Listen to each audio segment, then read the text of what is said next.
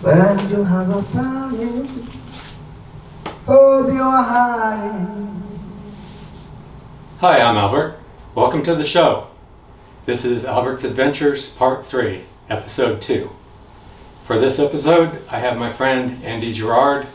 He's a local activist, and he's someone that I met recently through Freedom Cells, and we're going to talk about activism, about the nature of reality, and about some of the things that we have going on through our Freedom Cell group. Before we start, Andy, do you want to talk a little bit about yourself, introduce yourself, and how you got into activism and what you got going on right now? Yeah, thanks for having me, Albert. It's good to see you again, my friend. My name's Andy Girard. I have a podcast on YouTube right now. I'm on Odyssey as well. I'm on BitChute. I actually just saw Twitter banned any posts for BitChute is harmful, which is interesting. But yeah, I'm on YouTube, Odyssey, and BitChute at Go Within to Get Out. My podcast is called Go Within to Get Out because, as you know, I've struggled with drugs and been in dark places in my life, and the only way that I was able to get into a better place was a walk in the woods and some mushrooms. And we'll have a link to Andy's show in the show notes in case you want to check it out. Yeah, well, thanks for having me. I'm excited to be in Charlotte. It's not my ideal living situation by any means. I want to be outside of the city with all this stuff going on. But my girlfriend's here, her family's here. I've made a lot of friends here now with Freedom Cells, meeting you and all these people we've been hanging out with. I've been all over North Carolina since I've been here. I got here December 25th, Christmas Day. My car broke down in Asheville, North Carolina. It was 20 degrees and snowing sideways. And my car overheated for the second time, within 7-8 hours. And I was like, Merry fucking Christmas, Andy. Ended up making it safely. I've been to 17 different meetups since I've been here in Charlotte. Asheville is a big center for the Freedom Cell group. There's a bunch of people in Asheville that are in Freedom Cells. Yeah, I've been up and met up with them in that area a couple times. I think 2 or 3 times now. We learned how to harvest a rabbit. We learned about natural health up there. They're doing a canning Skillshare tomorrow, as I was telling you about. It's just, and also I was telling Brad earlier, I think more than anything we're building relationships, because you can't have a freedom community with people if you don't build the relationships first. You're not going to want to work with people that you haven't developed those personal relationships with. So that's why I think it's so important for us. We keep meeting at least once a week. Sometimes people will get together a little more often, and it's helped me a lot. It's helped me an awful lot. Freedom Cells helped me get out of a bad situation, mentally, physically. Last year was rough. COVID. Yeah, it's really nice to get together with people and just to eat food and talk and work on projects together without having to be afraid of some mythical disease that's going to kill you or your grandma if you don't hide behind a mask. Yeah, that's not a world I wanna live in or adjust in any way, to be this is normal, where I had a friend last night. He helped me change my brakes and my oil in my car, and we went out and got some dinner afterwards, and it was St. Patrick's Day, and there's all these people in this bar, which I'm fine with. That's cool, there shouldn't be any capacity limit or anything like that, but before we got to that restaurant that didn't harass us about masks, we went to some other one, and there was literally 2 people in this massive place. It's a place called the Burger Company in Charlotte.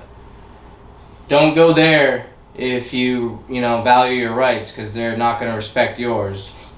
They make you put a mask on just to walk 10 feet to your table, and then you could take your mask off and drink and eat. Yeah, because the virus particles only work when you're walking to your table. Once you sit down, you're safe. It's just unbelievable. But I was like explaining to my friend that, like, because he's like, I'll do it. My friend is like, he doesn't believe any of this shit. Like, he knows that it's all total bullshit. Like, he agrees with me.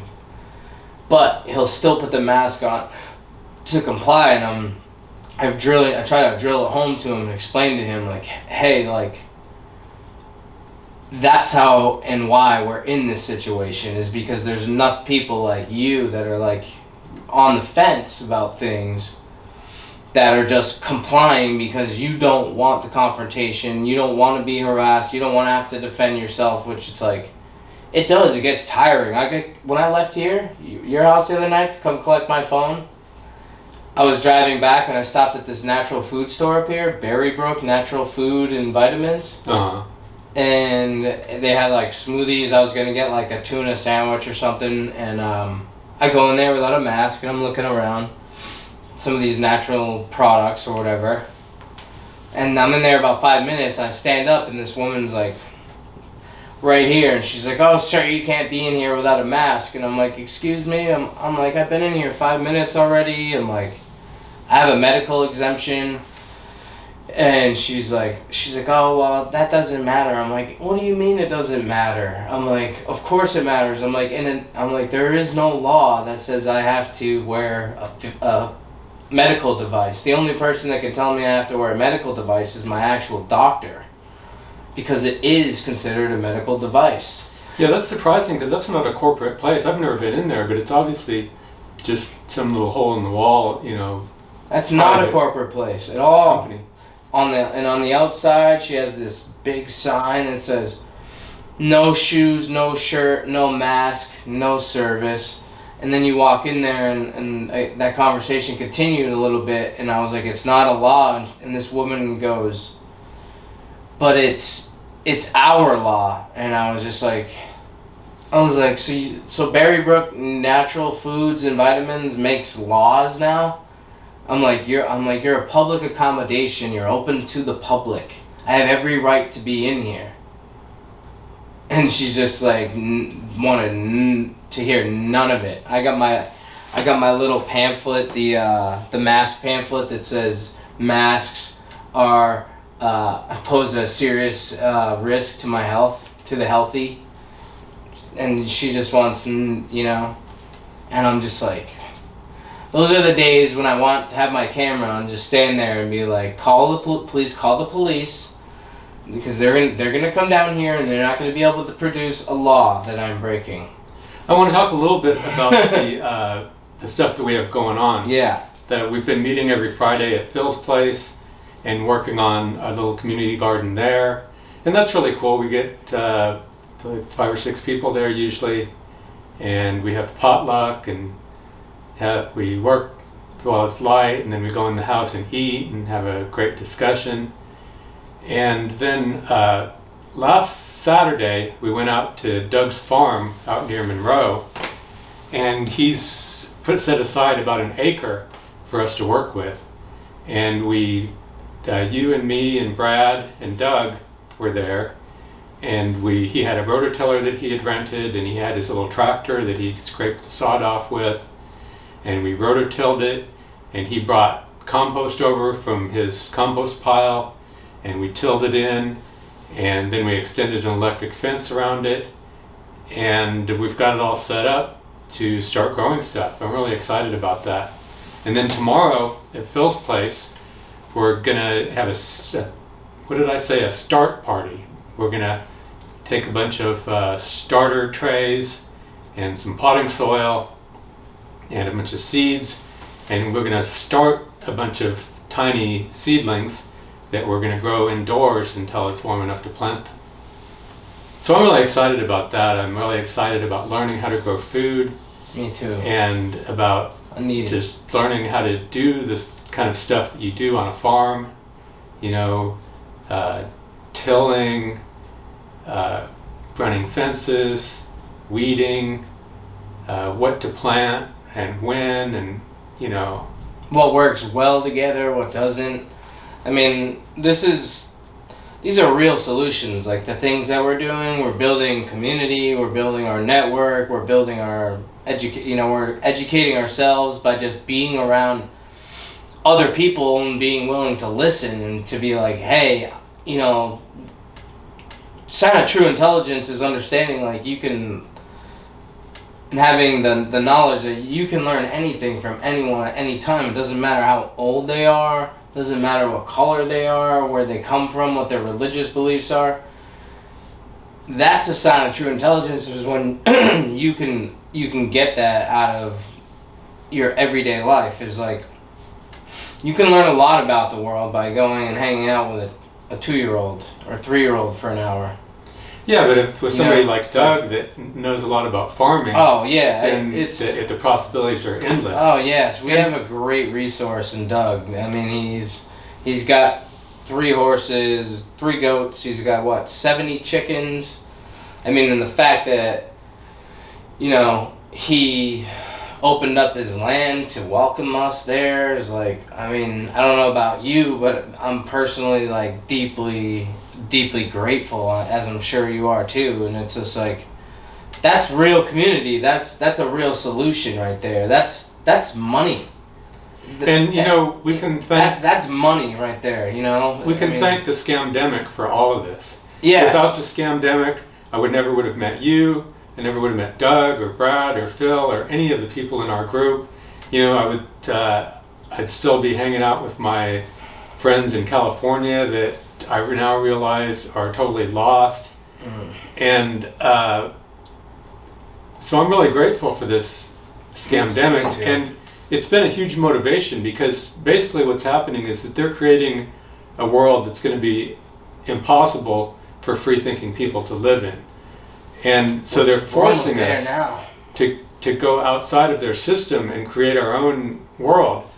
And so we're basically starting at the beginning. If you're going to go out into the wilderness and start your own world, the first thing you have to learn is how to grow food. If you can't feed yourself, you can't live.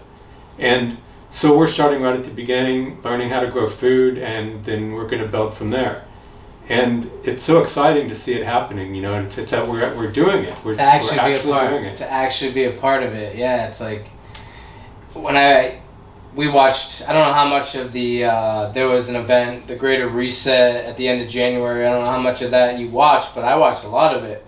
Yeah, that was how I found out about Freedom Cells. Oh, really? I have pages of notes in here, and it was like, I think about that whole thing where he's like, oh, get activated, and I was like, I want to get my money out of Bank of America. We talked about that a little bit offline, like, because they really, these guys hammer that home, where it's like, I really don't know what I need to be doing to protect any sort of, I don't have many things of value, I'm like basically living out of my car. I'm in an Airbnb, my 4th one. I'm kind of a wild man, like, I came down here on a whim, kind of. Me and my girlfriend's here, and I wanted to be with her. But part of it was like this crazy relationship I had with my parents, but man, I'm so grateful for Freedom Cells. I just think about that event they had at the end of January, the Greater Reset, and they're talking about getting activated. And like I was saying, I've been to 17 meetups. I'm trying to like facilitate a bigger freedom event for like all of the North Carolina freedom farmers. So like we talked about it at the last one, that meetup I went to in Raleigh. I sort of broached the subject to, there was probably like 15 people there. So I'm trying to like work with a couple other people in the group to like have an event, hopefully in like May or June, like to bring everybody together. And I know I don't want to speak for Doug, but I know he kind of said like we could have a bonfire there, because I don't know how many people we could really get. But yeah, that would be a great place to do that. I just think there's real value in that, like bringing not just the little Charlotte group we have together, but getting Travis, who's up in the Asheville, Lenore area, and that group, because there's some amazing people in that group. You'd love to meet them. Yeah, I think it's going to be a huge benefit to keep in touch with other groups. Mm-hmm. And, you know... Like Brad's going up there Saturday, so... We can trade skills and Mm-hmm. teach each other things, and maybe even, you know, actual things that... Food or, you know, other things that we need. Mm-hmm. Yeah, And at the protest on Saturday, we're going to be meeting up with a few people from other groups. Yeah, we're gonna have a simple message at the protest. Government, the biggest scam in history. Yeah, this is a great book. I just bought this myself recently, and I've only spent a little bit of time reading it, but it's a treasure chest of information about how the government is a huge scam and how it developed over the centuries and how they get over on us. And with this Constitution, we will grow a bigger, more powerful government for the purpose of limiting government. Yeah, this book is pretty powerful. Tells a lot of hard truths in this book, but very, very powerful. Government, the biggest scam in history. I was looking for the one that Phil and I were looking at this book when we were at his house hanging out, and it was the one about the police, and it was like a traffic stop, and I'm looking for that one. I know it's in here, but yeah, it's a fun book. Yeah, you can buy this book online. I think it costs $25, and we'll put a link in the show notes to the website where you can buy it. Yeah, absolutely. We highly recommend this book, and we'll get it out to you guys because it's a must read. I'm gonna start making little short videos of like just these little one pagers. I figure maybe go out and hike the mountain and have the mountain like view and just bust out one of those pages. They're like enjoying this mountain view and you're just hammering them with truth. So this protest on Saturday is kind of a protest against the vaccine, I guess, and just the lockdown. And Worldwide Freedom Rally, right? And we were talking about it in the group last night, and there was kind of three different schools of thought. You know, some people were saying, well, if you go to this protest, they're going to put you on a list and they'll track you and watch you. And then somebody else was saying, you know, protesting is just a waste of time because you're asking the government to do something and that's just a waste of time. And then my thinking on it is that there are some benefits to a protest. For example, you get to meet other people who think like you do. You can make some good contacts. And also, I think a protest is a good way to realize that you're not the only one who sees what's going on. Because sometimes it can seem like that. If you meet people at work and in the grocery store and they're all wearing masks, and you see people driving down the street with a mask on inside of their car, and you think, you know, has the whole world gone crazy? Am I the only one that sees what's going on? But then you go to a protest and you see hundreds or thousands of other people that are thinking the same way, and I think it makes a big difference in helping people to see that they're not crazy and that there are lots of other people that see what's going on. Yeah, I think we all want to be accepted badly, right? And it's like sometimes when you start going down this road of really questioning what's going on when everyone else is going the other way. I mean, not everyone literally, but that's how it feels, and that's part of their little game that they're trying to play with us, is they're trying to make each and every one of us deeply feel isolated. It's like all the lemmings are going toward the cliff, and you're like, no, you're going back, and all the other lemmings are like, and they're sort of dragging. Yeah, and it's like you're just, you know, the analogy I use sometimes is like, we're just at the front of the iceberg, or the front of the Titanic, and we're yelling, iceberg, straight ahead, iceberg, and you're just like, you know, how can I get off this ship and survive? You know, that's what it feels like. It's it's a tough thing. Another great analogy, a quick one that I heard that I really enjoyed was the canary in the coal mine, you know, where it's like for some people they're not familiar with that analogy, but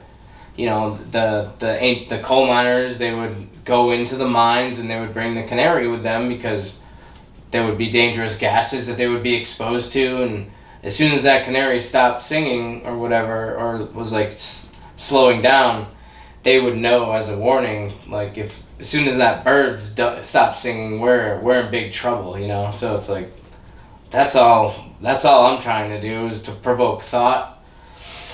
Sometimes I yell at people. I'm working on my delivery. It's like getting better now, but it's like, oh man, like this. What do they call it? The 12 stages of grief, or however many stages.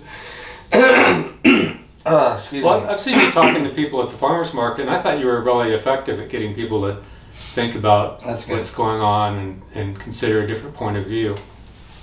I'm glad that I have worked on it a lot, and I feel like I'm not as combative. Like I'm trying to just, you know, like I was telling you, like take the traffic approach. Like for me personally, it's like I used to drive so much, as I was telling you, and I'm the most patient driver. Like I really won't get upset at all about anything that happens on the road. I'm just kind of, you know, doing my thing, like making sure I'm, you know, keeping a steady speed, not slowing anyone down or anything like that. But I'm trying to take that approach with everything and all these conversations, like, because like a lot of times I'm angry about what's going on, man. This whole thing is, it's psychological warfare on every level, you know. Don't wear a mask. Only the sick people need to wear masks. Now it's, you know, Tony Fauci was saying that, you know, it won't provide the perfect protection that you think that it does. And Americans should not be walking around in masks. And the Attorney General last year, at the end of February, said, stop buying masks. You know, and now we have people wearing 2 and 3 masks, and it's dehumanizing. You know, I look at it, the whole thing, as a ritual. It's a satanic ritual where they're trying to dehumanize and break human beings down so they can rebuild this new model citizen where you tell on your neighbor and you tell Big Brother that, you know... well, that's one way to look at it. Yeah. But, you know, another way to look at it is that they've separated the wheat from the chaff. It used to be you would have to really dig through tons of stuff that's not very good to find one little nugget. You know, to find one person that's interesting to talk to, you have to go up and talk to 20 or 30 different people. And now, all of the idiots that don't know how to think for themselves have this badge of submission over their face to let you know to not waste your time talking to them. So in a way, they're doing us a huge favor by making it easier for free-thinking people to find each other. No, I agree with that. The only part I would like push back on, for you say whatever you want, but for me personally, we're like, I think I've told a couple of you, where last year I was so angry, I would roll down my window and I would see somebody walking down the street alone in a mask, and I would say, take your mask off, you sheep. And I mean, like, almost to the point of like losing my voice. I was so angry, like, how can you not see this? And now, you know, about a year later, a little less than a year later, after having seen the cost, the psychological effect, like just when you go out and interact with anyone now, nobody wants to make eye contact with you, especially if they're not wearing a mask. And a lot of these people are like my entire family, and I'm like, I decided I would really seriously try to like stop calling these people idiots and sheep and fucking zombies and shit, because I don't think it's really helping the situation, because it's like, it's so bad right now. It really is. Like, in terms of the interactions you have if you just go out in the world, and you know, there's certain places where we know about where you're like, okay, it's safe for me to go there, like, cool. But if you travel a little bit like I do and you end up in different places, it's like you might never know what kind of interaction you're going to get. So I'm trying to like just see them a little bit differently, and like, hey, they are under mind control, and I wasn't always awake and questioning things, I was just thinking earlier today, like, it's a bad time to be mind controlled. Like, I was looking at that line at the vaccine center. I had the other camera, I'll show you later, but there was a line at the vaccine center, like, out of the parking lot, and it was like halfway down the road. And it's crazy too, because the Bojangles Coliseum, where they had this vaccine clinic, right across the street is WCCB. So anytime I go down there and make a video, I'm like, yeah, these liars are telling you to go and work with these liars. They're literally like right across the street.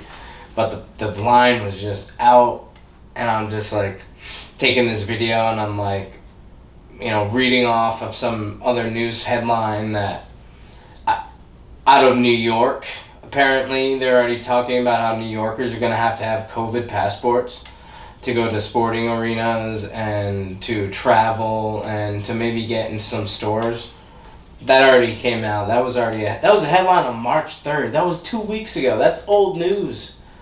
I'm like, wow, this is really escalating. So yeah, it wasn't so long ago they were saying that was a conspiracy theory, that they weren't going to require vaccinations for anything. Yeah, it's just voluntary. That's that term again, right? Conspiracy theory, a term weaponized by the CIA for the Warren Commission to thwart any inquiry at all into the Warren Commission. Look how well it worked. I mean, there's people who still don't accept, or question what happened with JFK, and it's like people still don't question what happened with 9/11. I was talking to a kid at Advanced Auto Parts yesterday. I got my brakes done and everything, and I ended up being in the store for a while because their computers were down. We're just bullshitting, going back and forth. He's 19 years old, and he's got the mask down here, and the other employees aren't wearing the mask, and I'm like telling him all about how bad the masks are. I get the brochure out. So we just get to talking, and he said that he had a teacher in high school that told him, he said, as he's teaching him history, he's like, all of it is bullshit. He's like, but I can't really tell you anything else. And there was an administrator in the room, and the teacher got fired, I guess, but he was telling me what they teach them for 9/11. You know what they used to teach them? The 9/11 Commission report. So like, he didn't even know that a third building came down. And I don't think the report mentioned it. No, the 9/11 Commission report, not a single sniff of a 47-story skyscraper that would dominate the skyline in most American cities, or at least be up there. Yeah, the 9/11 thing is really interesting because, they have the official story, which is that these planes ran into the buildings and they started some fires, and then because of these fires, these steel-framed skyscrapers suddenly collapsed into their own footprint, and it was just because of the fires and the guys with the box cutters. And it's fairly obvious that's a bullshit story, but just because it's a bullshit story that the mainstream news is telling, there's a fair number of people that believe that. And then if you start to look a little bit further, you see a lot of evidence that it was actually a controlled demolition. And I think that's the backup bullshit story. That there was thermite or whatever, and people wired up the building with explosives, and Larry Silverstein said we pulled it. They manufactured all of this evidence to make it look like, when you started looking into it, that this evidence makes it look like it was a controlled demolition. There's even like the scientists and architects for 9/11 Truth or whatever that go around saying that it was controlled demolition. But if you really look at it and think about what happened and actually watch the videos carefully, like when you watch the video, it looks like a controlled demolition. But then if you watch videos of controlled demolitions, you see some important differences. One difference is that when they do a controlled demolition, there's a big pile of rubble left over. There was no pile of rubble for the Twin Towers, and for buildings that tall, there should have been a pile of rubble like 3 or 4 stories high, and it should have covered several blocks. Should have been a huge mound. It should have been flowing out into the streets and hitting the other buildings, and there should have been this huge pile of rubble. I mean, in a building that size, there's thousands of toilets. Where did all the toilets go? Where did all the desks go? Yeah. The telephones, the copiers, where did all this stuff go? The wreckage wasn't even a 1 story high. And sure, there was a basement, but did the basement somehow collapse and it all just disappeared down into the earth? The controlled demolition story, when you really look at it, it doesn't add up. And also, if you carefully watch the videos, you see that the buildings are actually dissolving. You see huge amounts of dust coming out, and you see beams, like these huge steel beams that weigh like a ton. You'll focus on one beam and you see it coming out and it's kind of spinning, and it has dust trailing from both ends, and it's getting smaller and smaller, and then it disappears and it's gone. It's just turned into dust. And how did that happen? How did the buildings just turn into dust? It seems like, I don't know how to explain it. Maybe it was some energy weapon or something. And building 4, nobody ever talks about building 4. It didn't fall down, but half of it was gone. I don't know if you can find them on Google anymore, but there used to be photos of it that show it. It looks like somebody took a giant knife and just cut half of it away, and it's just gone, and the other half is still there, almost completely intact.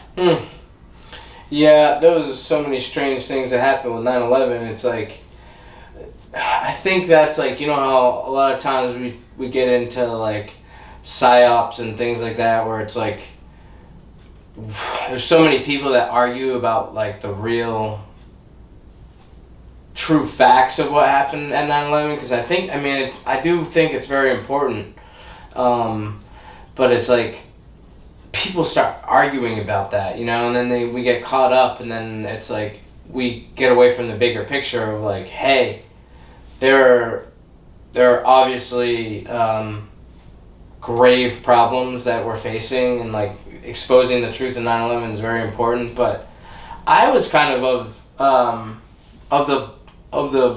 line of thinking that it was controlled demolition, but I guess now that you've kind of laid it out like that, I mean, I have some questions, you know, for sure, where it's like it kind of does make sense. I haven't seen some of the footage you're talking about, but I'm aware of like architects and engineers, and it seemed like they made a pretty good case, but I don't know. I mean, all I know is it used to be what they told us, the official narrative. That was probably the biggest conspiracy, one of the biggest conspiracies prior to the planned organized partial shutdown of the U.S. economy in the second quarter, which is otherwise known as COVID. It used to be you could Google something like 9/11 buildings turned to dust, and you would find this YouTube presentation by this physicist who shows a bunch of videos and photographs and talks about it. I'm pretty sure it's been memory hold at this point, but if I can find that, I'll put it in the show notes. Maybe it's on BitChute or something. And I think the important thing about 9/11 is not so much how they did it, it's just recognizing that it was a show and there was a reason why they put it on, and you know, they had legislation already ready to pass, they had all this stuff that they wanted to do, and 9/11 was the excuse. And regardless of the details of how they did it, it was a big show. Right. You know, a bunch of people died. A ritual. But that was collateral damage to them. They needed to put on this show, some people needed to die, they didn't care. And I think the same thing's going on with COVID. It's a big show, and we don't know the exact details of how they are putting on this show. Is there really a virus at all? Did they manufacture it in some lab? Was it the lab in Wuhan? Was it the lab in Fort Detrick? We don't know. All we know for sure is that it's a big show, and that the whole thing is intended to forward an agenda. Yeah, no, you put it pretty good there, where it's like, Yeah, whether or not we know the exact details of 9/11, we know what has happened since. They're still in Afghanistan 20 years on. I mean, there are people that are in the military that were not even alive for 9/11. You know, that should put things into perspective in terms of like, you know, and people forget that we've been in the Middle East since, you know, forever, but like in official like war capacity since like the 90s, you know, with Bush Senior. With the whole, you know, taking babies out of incubators and leaving them on the floor. And the little girl, was the U.S. ambassador's daughter. The U.S. ambassador to Kuwait. It was his daughter. The one who played She girl played that the saw it crying all. girl, and that video was used to basically, you know, manufacture consent for the Gulf War.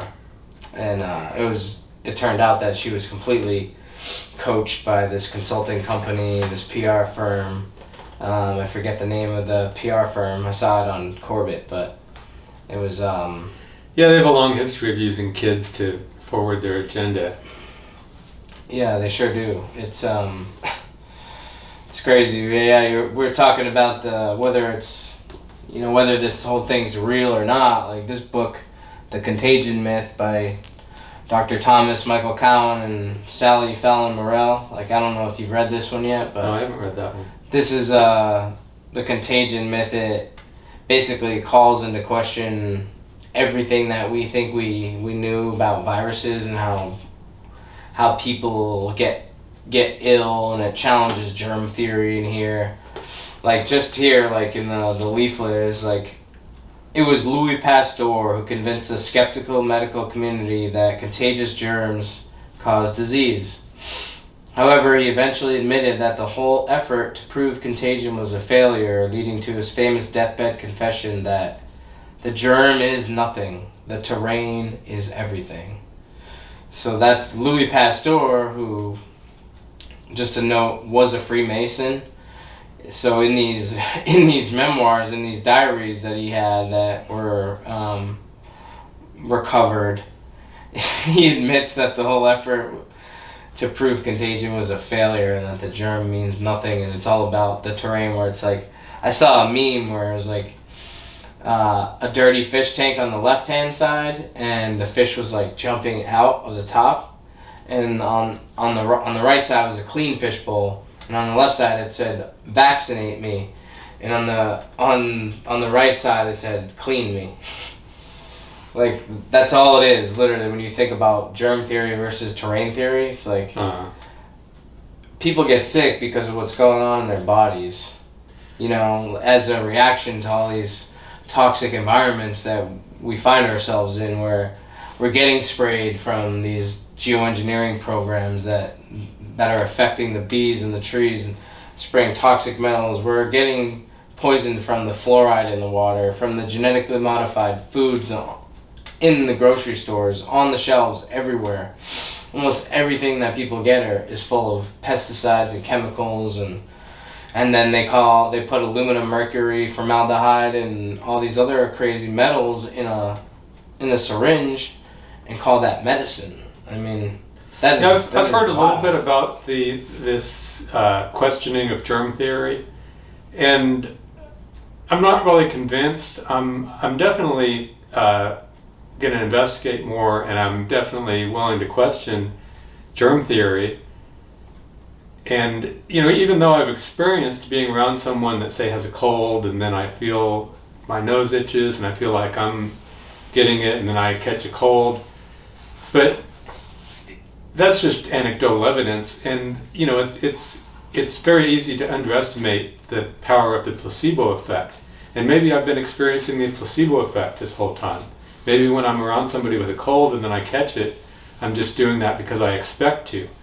You know, I'm definitely not convinced by this questioning of germ theory, but I'm open to hear more about it and to look further into it. And I think that either way, whether germs exist and make us sick or not, the solution is the same.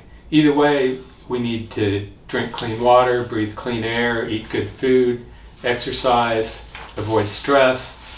All the things that strengthen our immune system against germs also keep us healthy if germs don't exist. Yeah, 100%.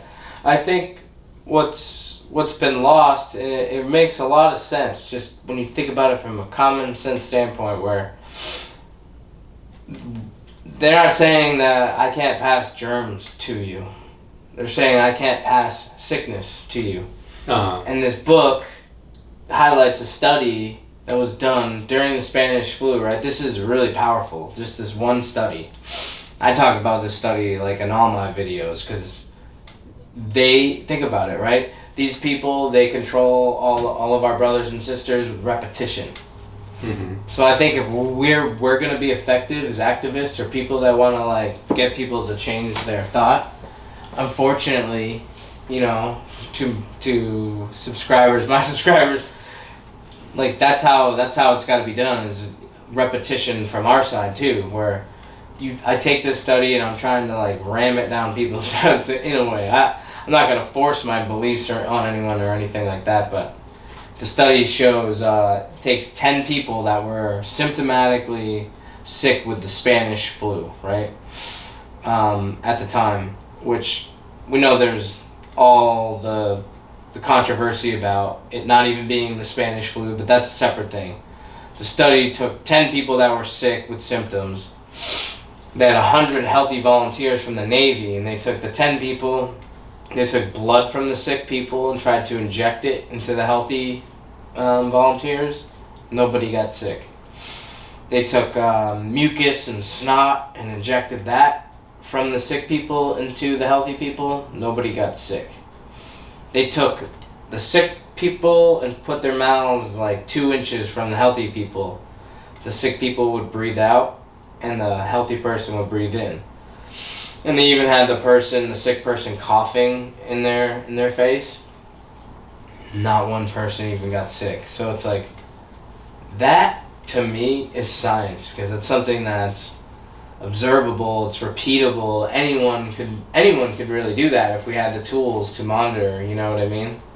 Where like, that to me is powerful. And when I like tying psychedelics into this, like, I always use that study because in my experience with my life and what psychedelics have shown me, when you go for a walk in the woods and you eat some mushrooms, you're gonna learn some things. And believe me, I learned like we are all connected, we are all one, you know? When you're in the woods and you're experiencing these plants and you can see the life beaming and off of the trees, and every leaf is like, you can see the energy.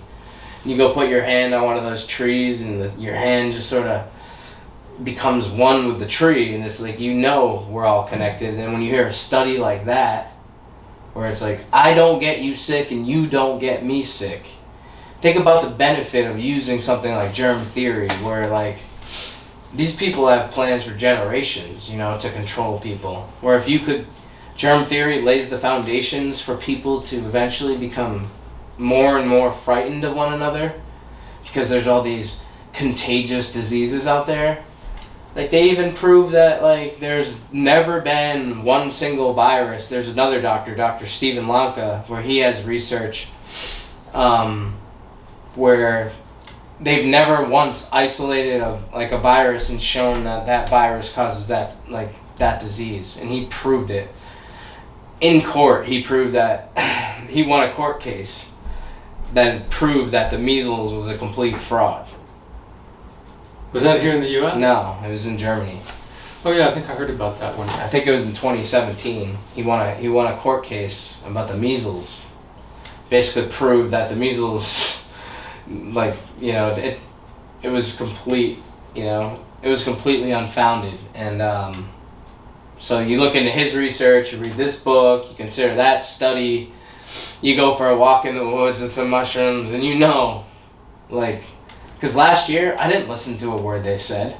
In the beginning, I like washed my hands a few too many times for like the first 3 weeks or what. Actually, it was mainly when I was just in the airport. Because I came here to Charlotte the end of January last year, just before it started. Then I came in the end of March. Then I came again in April. Then I came again in May. Didn't wear a mask the whole time. And then in June, that's when stories started coming out where people started getting kicked off of airplanes for not having masks on. People, like, there's people who've been fined. I just saw a picture of John Kerry on an American Airlines flight with his mask off. Meanwhile, there's this guy, this gym owner out of New Jersey, where he got kicked off of a flight for not wearing a mask. And so it's just crazy, but I'm happy to be here in Charlotte, to be working with you, to have met you. Like, I'm really excited about what we have going on with this garden. I think Freedom Cells, it's, as I explained a little bit, it's done so much for me. It's, you know, this, I'm not even going to call it a scam, planned, organized, partial shutdown of the U.S. economy in the second quarter. I say that because there's some guy who's the head of the Federal Reserve in St. Louis who actually spoke about the pandemic in that light. That's what he said. I want to talk a little bit about what you said about repeating stuff. Oh yeah. Because I think, you know, the media does that a lot, and the foundation of that is what that guy Joseph Goebbels said, that about the big lie. Goebbels, yeah. If you want people to believe something, you have to tell a really big lie and repeat it a bunch of times or something like that. Mm-hmm. But I don't think that applies so much to our audience for two reasons. One is that we're not trying to make anybody believe a lie. We're searching for the truth, and we're sharing it with the audience the best we can. And the other reason is because anyone who's not willing to take in new information and question their own beliefs probably isn't going to be watching this show. Sure. So I think we have a much better opportunity than the mainstream media to get through to our audience and to, you know, to have receptivity from them to the ideas that we're talking about.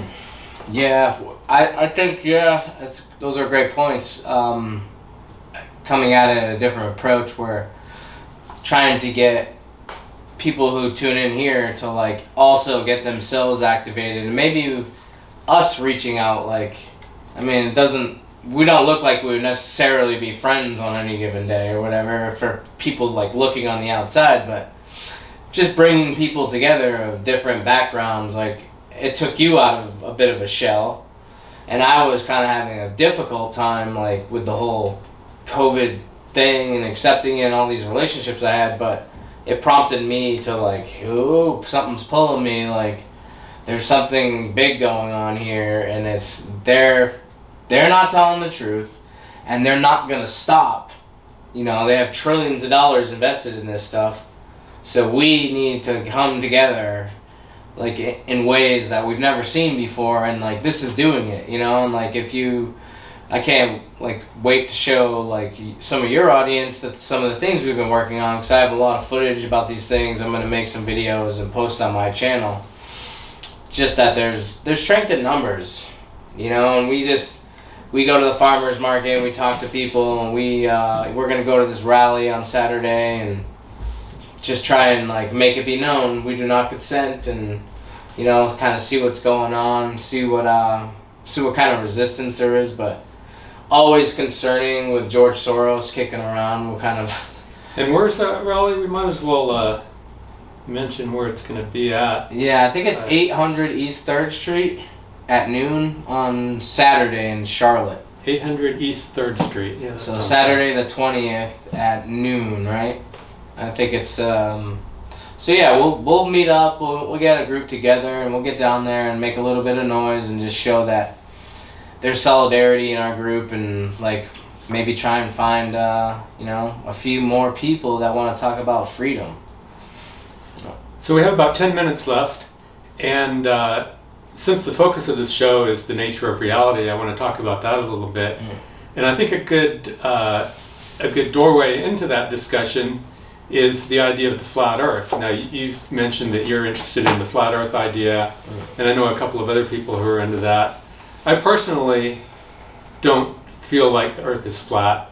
And there's a couple of experiments that you can do that I have not done.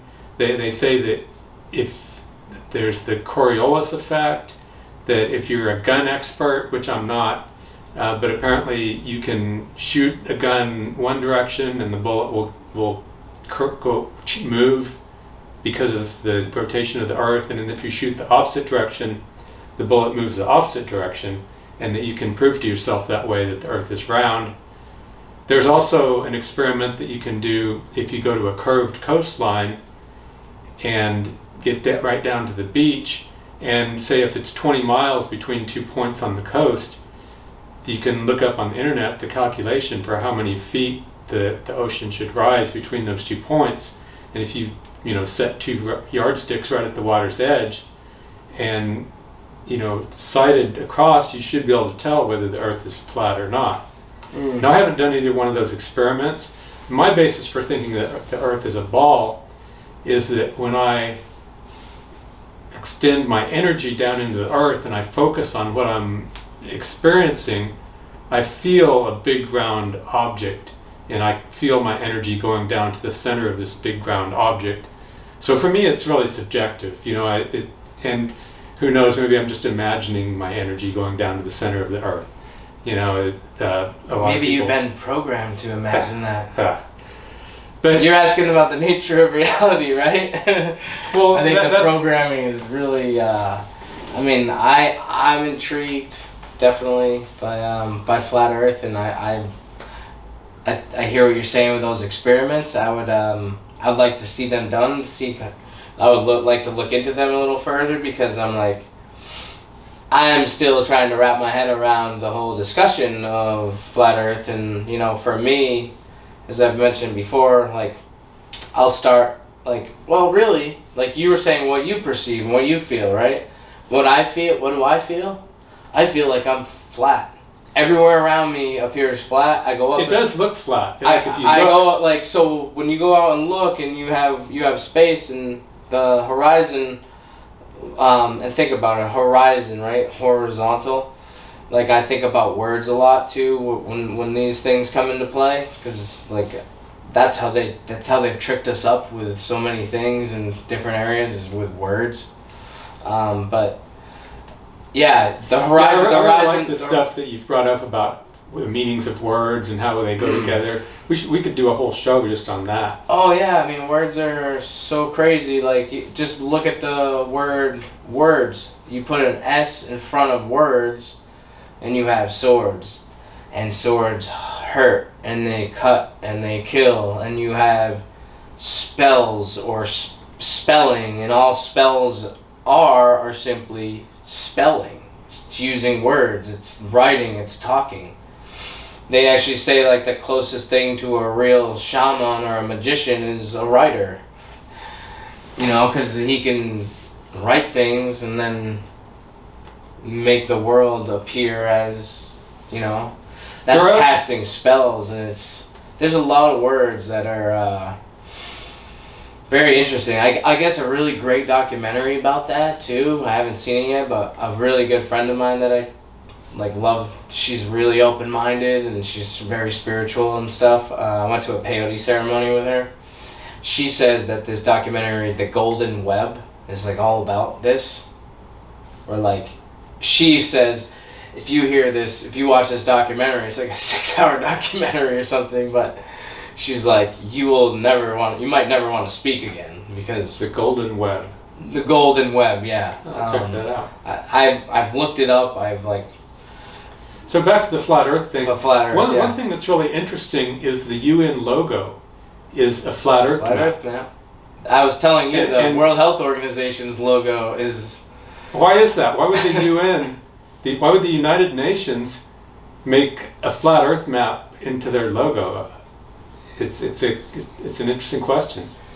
Yeah, I think honestly it's part of having looked into the flat Earth and sort of subscribing to that kind of model. Definitely not subscribing to what NASA has told me and then all these things. Well, yeah, it seems obvious that the moon landing was a fake.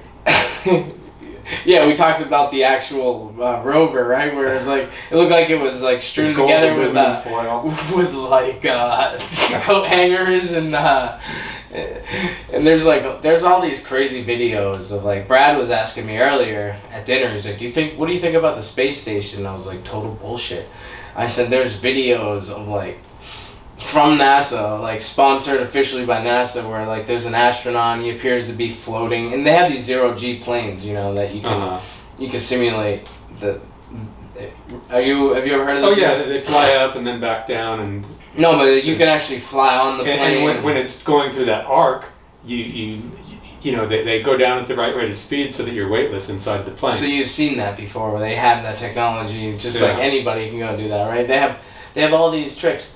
Where there's this one video though that like really stood out to me, where like the guy literally starts floating away from the camera, floating on the ISS from NASA, away from the camera, and he makes a turn to like go down a hallway or something, and before he like gets out of the frame, his shoulders and his head just disappear, and I'm like, wait a minute, what? Like, and then you watch it again, and you're like, all of his shoulders and his head just disappear before he's out of frame, and there's all these. If that only happens one time, I think it's just there's a lot of them. There's a lot of these things with the space program, like the bubbles. You know, how are there bubbles in space? And then you find out they actually train underwater. The NASA astronauts train underwater, and there's footage of like, there's also video footage of. It's hard to find those bubble videos anymore. They've banned them all off of YouTube. Right, I got a couple that like I still I'll have to show them to you, but it just doesn't make any sense. They've actually done experiments too, right? So they've done experiments in a vacuum scenario and in an atmosphere where they're testing for thrust and combustion. So they show in Earth's atmosphere they were able to create thrust with a fan. Right, and then they were able to create combustion with sugar, sodium nitrate, and iron oxide. And you gotta remember that combustion is an oxidation process. Yes. So in the atmosphere they can burn just about anything. Right. But in a vacuum, combined with the oxygen in the air. Right. In a vacuum, they have to have the oxidizer. That's why rocket ships have multiple tanks, because one of them is supposedly the oxidizer. And so they don't need the oxygen from the air because they're providing the oxidizer.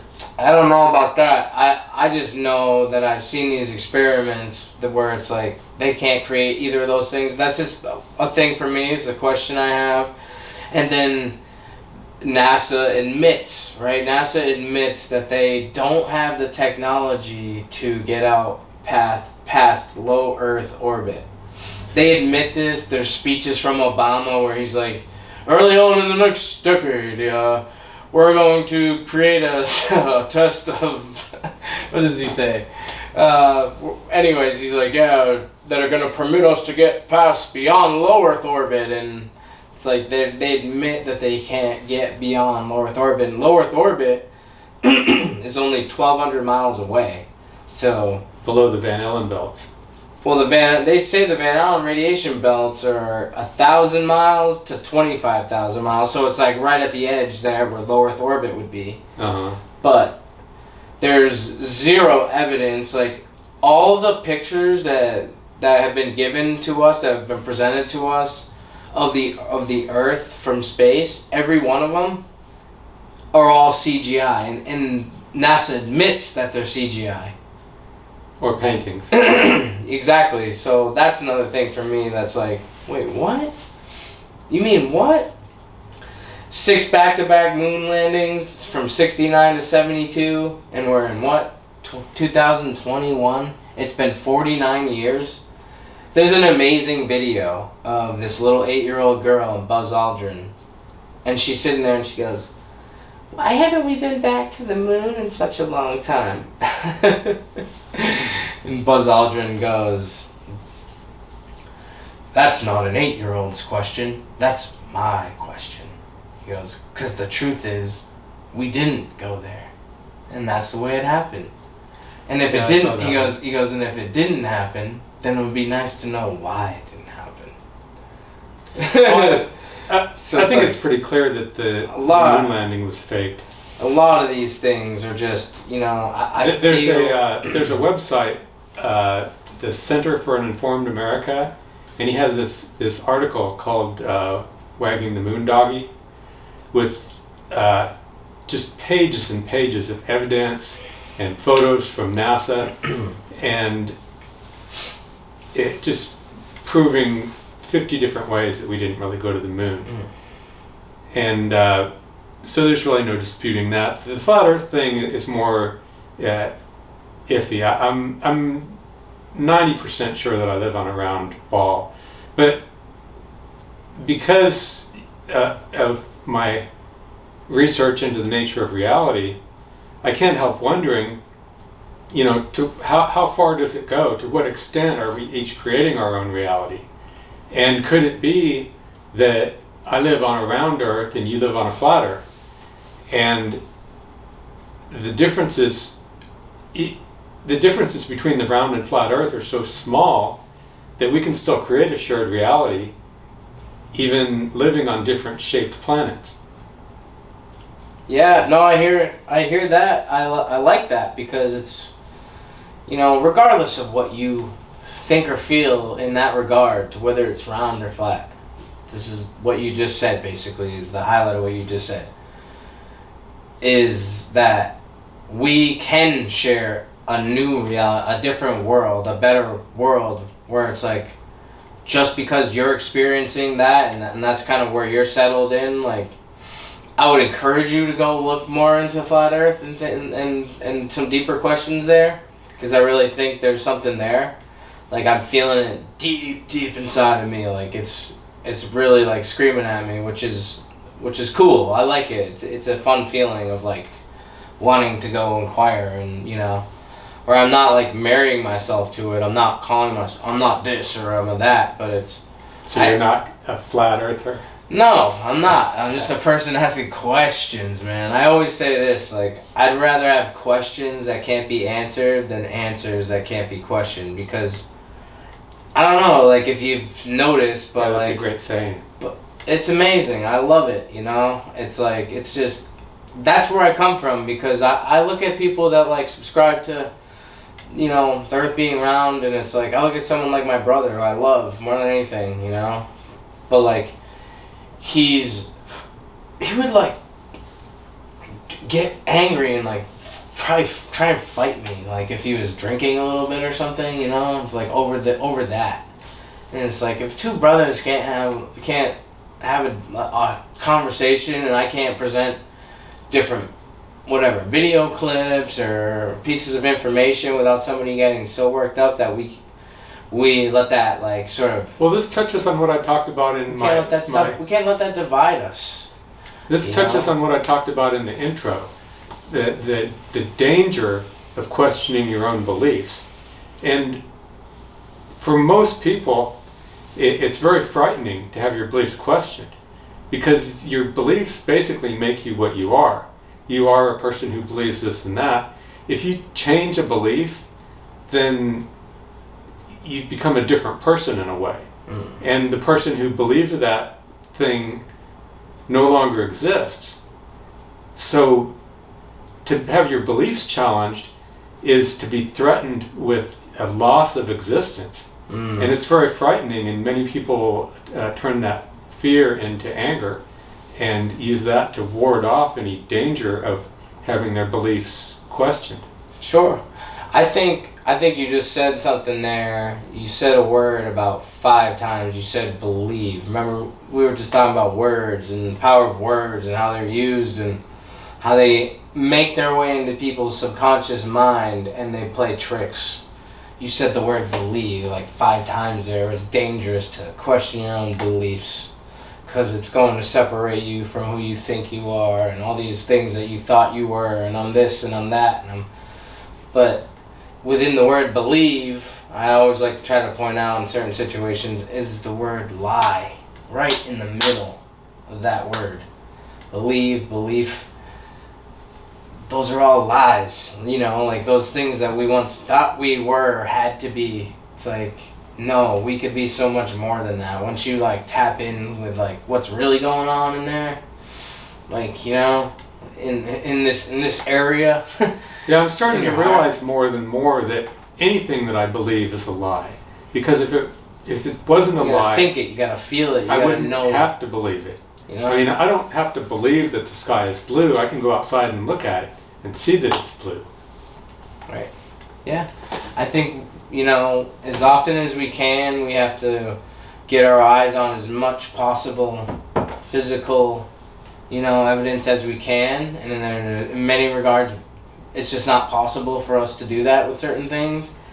But as far as like trusting authority and like trusting the state and thinking that, you know, voting is going to accomplish anything, as that book, Government, the Biggest Scam in History, you know, totally reveals that our vote doesn't matter, and there is no moral, legitimate belief in authority. It doesn't matter which actor pretends to be in charge of the country. Exactly. You know, it's all political theater. It's all to keep us deceived, distracted, divided, selfish, asleep, and sedated. You know, it's those 6 words right there, that word believe, all these lies, and we tolerate these people, we trust these people, we give away our power. It's like, I went for a walk when I was in my second Airbnb here, and I was like, I had my video camera and I was thinking about all this stuff, and just walked by this little road, and this road's called Memory Lane.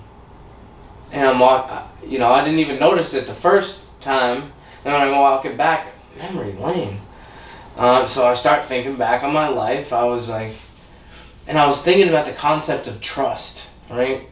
Ever since I was little, really little, like I was told, and by all these people that were like adults and supposed to be responsible, to say to me, always trust Andy no matter what you do.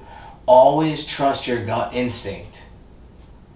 And I'll never forget that. I didn't forget that, you know, where it's like, my gut instinct, there are alarm bells going off right now, like saying something massive is happening. The largest hoax ever perpetrated on the human beings, the human species ever, is happening right now. And it's like, trust your gut instinct. What happened to that? Why are all these people that taught me that, why are they in such a deep mind-controlled state that they forgot those lessons that they taught to me, you know? Every culture, every child was taught that. I know people from every culture, you know, black, brown, you know, yellow, whatever. They'll tell you they were taught the same thing.